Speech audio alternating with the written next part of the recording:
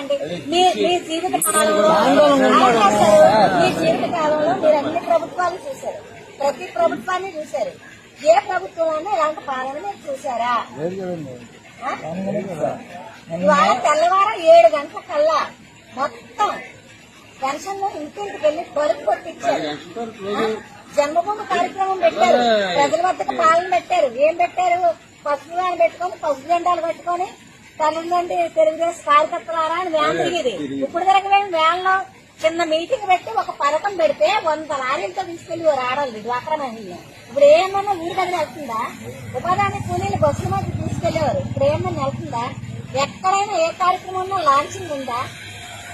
ఒక్క party launching చేయాలంటే ₹1,00,000. ఎందుకండి 1,200 రూపాయలు స్కాలర్షిప్ ఇస్తే ఆ స్కాలర్షిప్ ఎలా ఇచ్చేవారు?